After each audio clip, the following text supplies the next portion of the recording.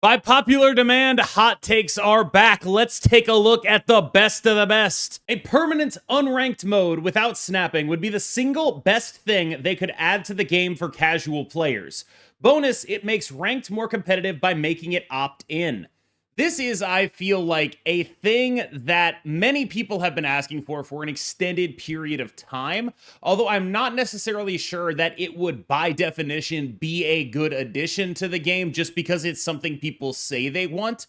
One of the things that I have noticed while doing this is people say they want a lot of things, but they tend to be better at identifying what the thing that's making them feel bad is than a good solution to it.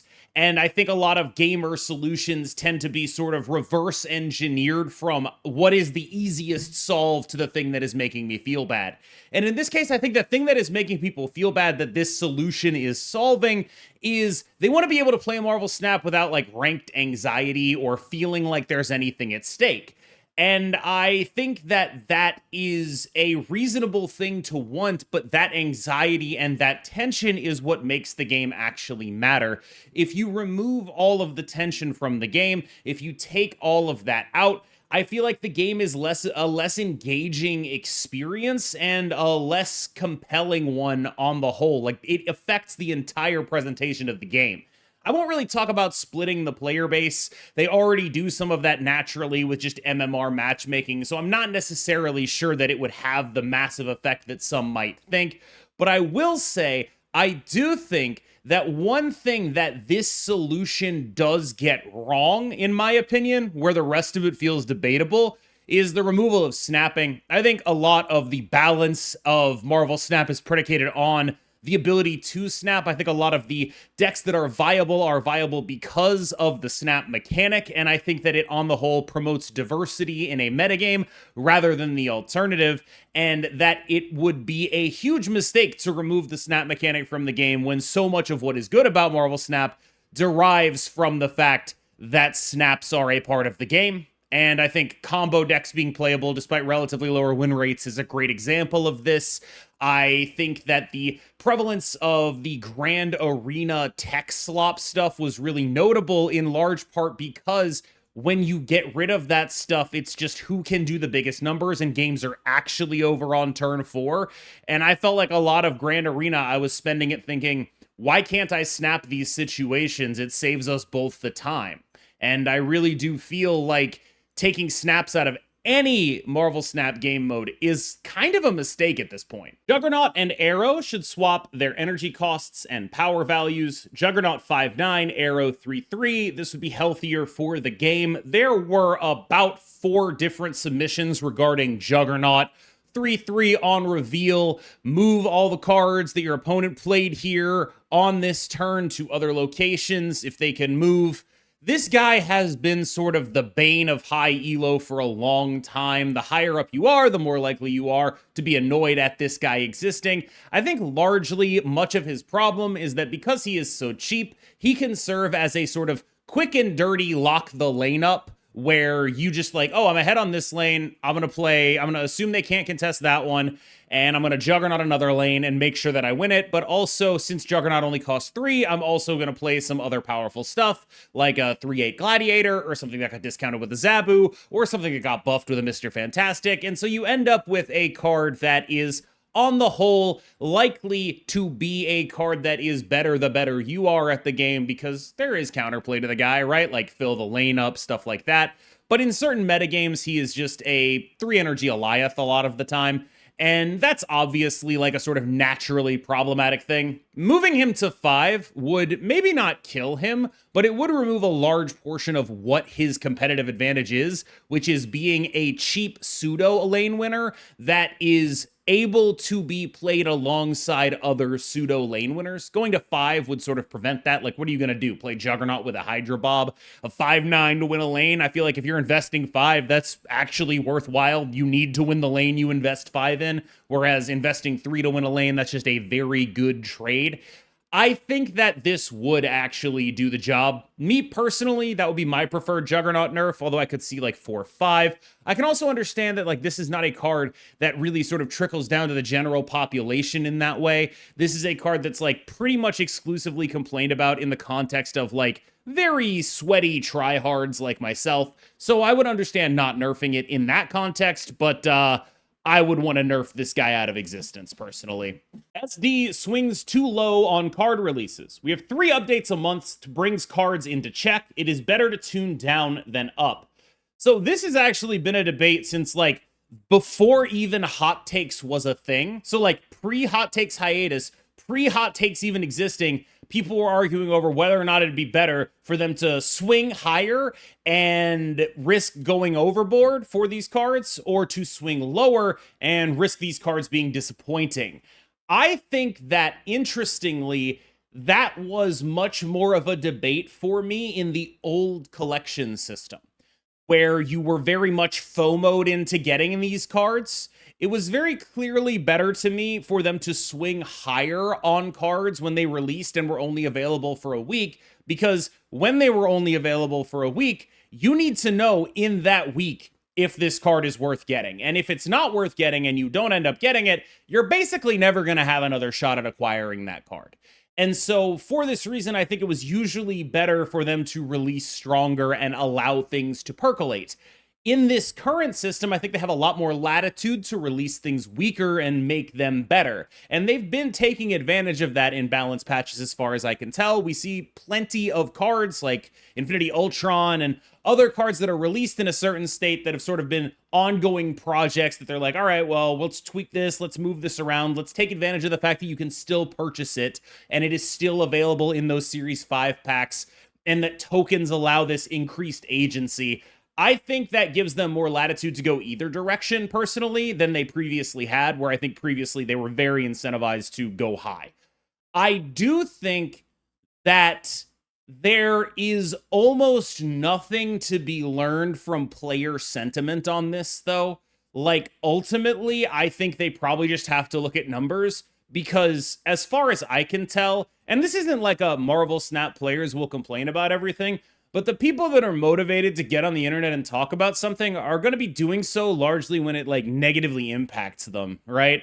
And so, you know, let's say you bought a card and it got nerfed, you're going to show up and you're going to be mad about that. Or you didn't buy a card and it got buffed and now it's really good and you feel like you have to go out and buy it.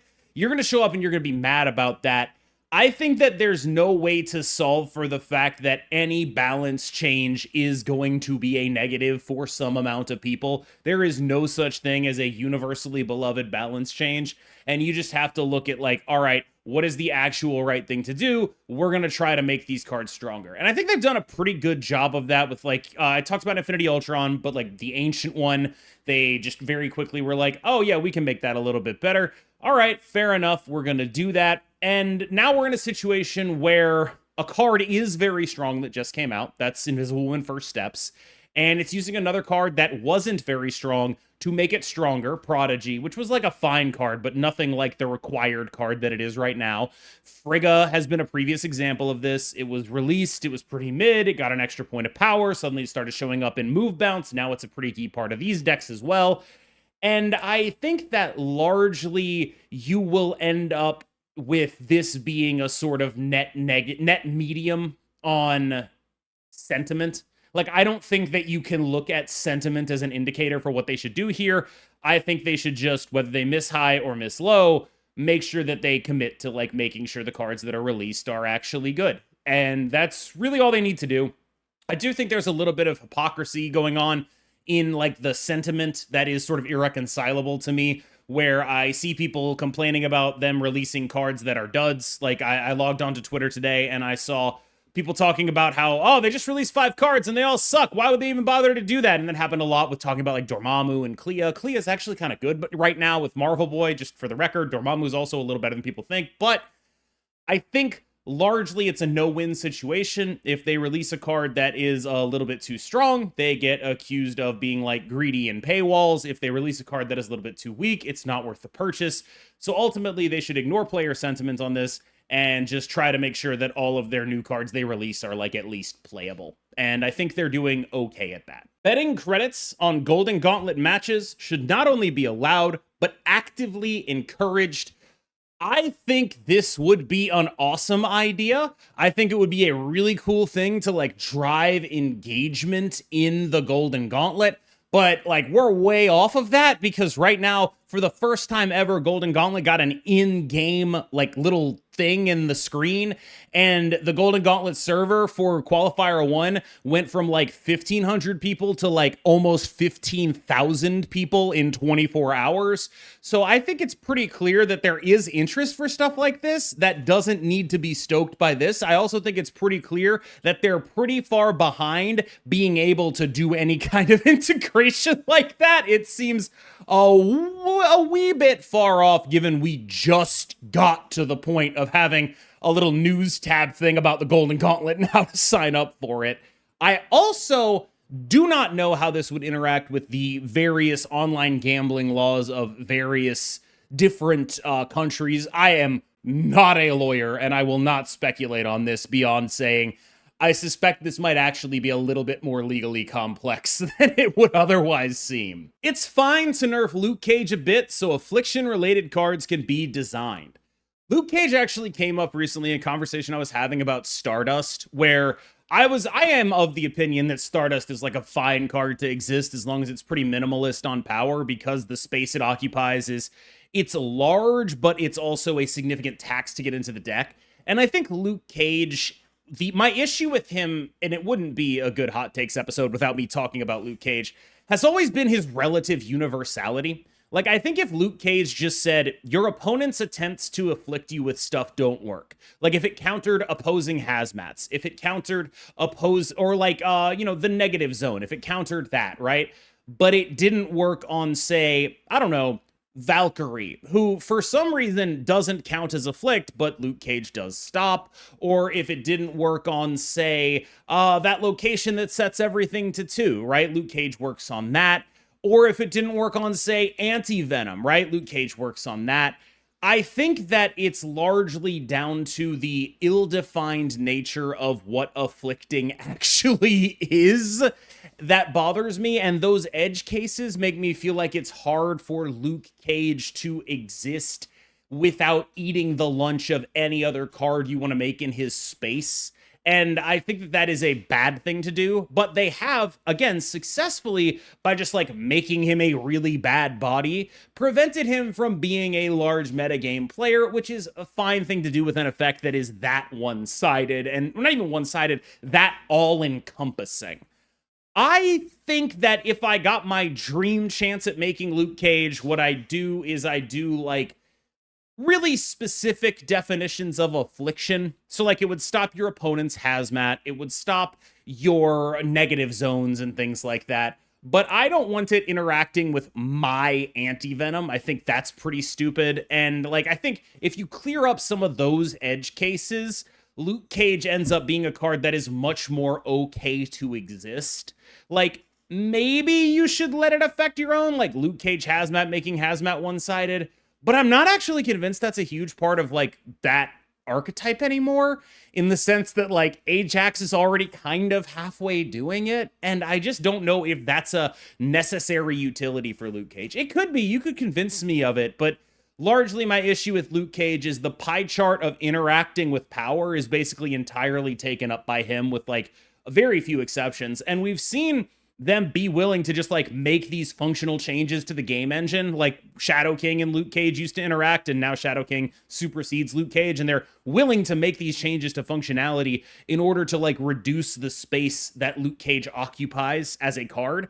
And I think maybe a few more of those would be in order. Can we unnerf Blob now? And while we're at it, bring back the Blob Mystique interaction. Blob has gotten power crept so much it's not even funny, and RSM needs something to be good again.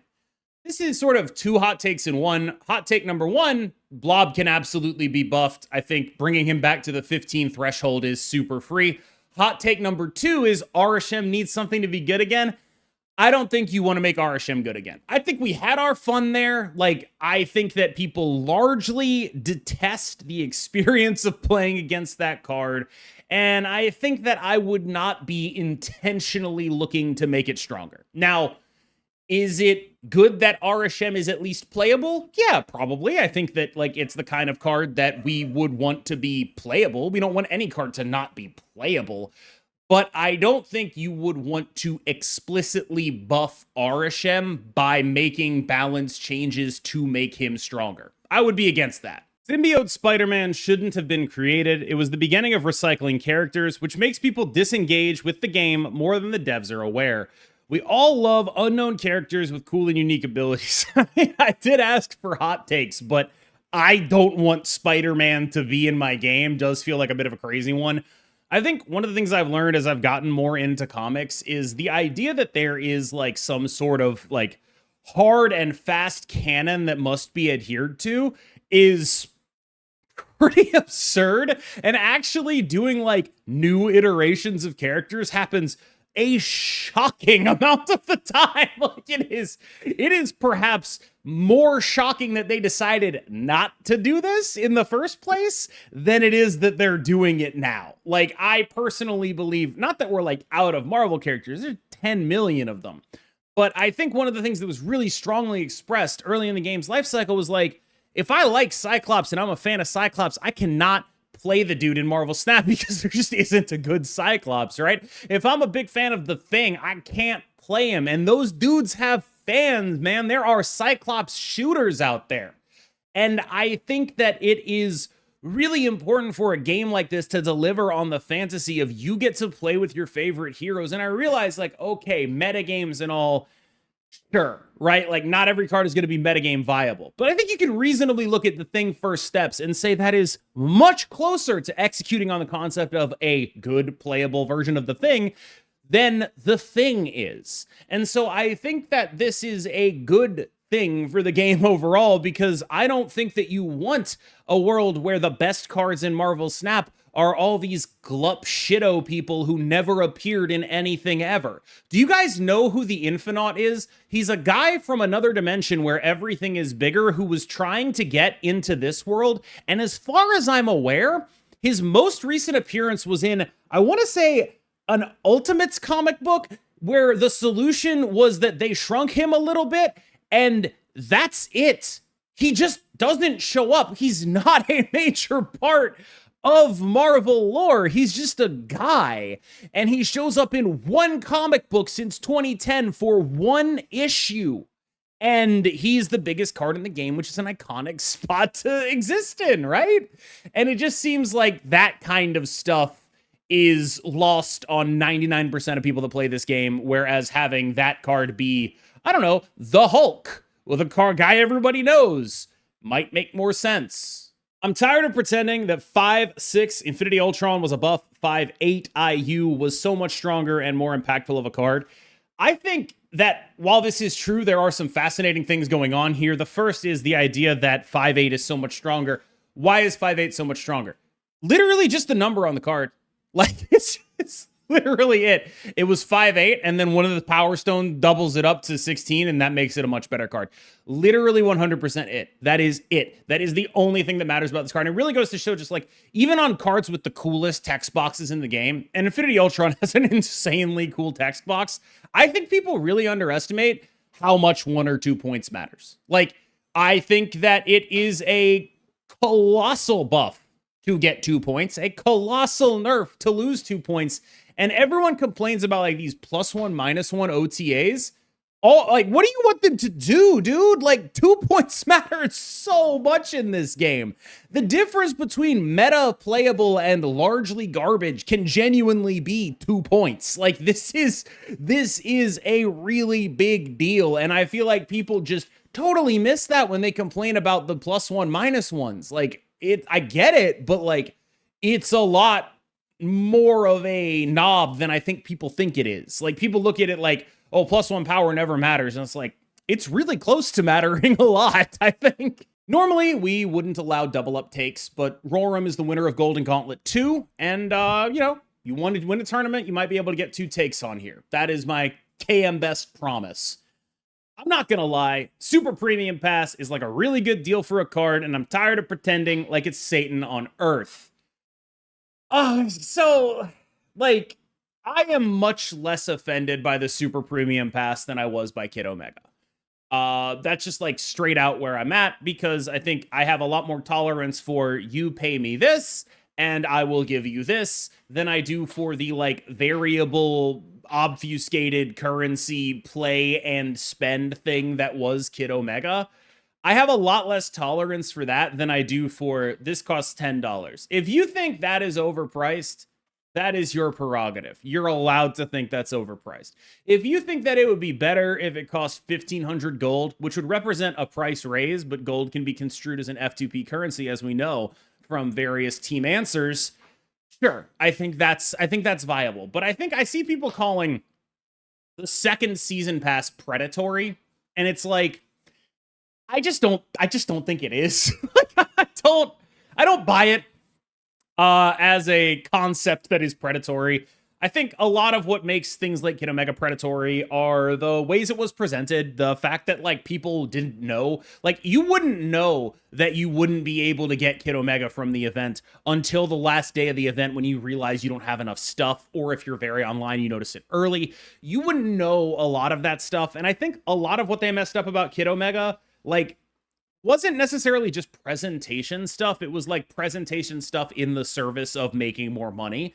Like, you could argue this stuff was on purpose. I will never know if this kind of design is intentional, but the final reward on Kid Omega's track was this like big, like you got, it looked like, or you could reasonably construe it to mean that you got 25,000 volts when you finished the track, and that would get you to Kid Omega, except that's not actually what happened, and it just sort of might have been intentional, might not, and it's hard to know.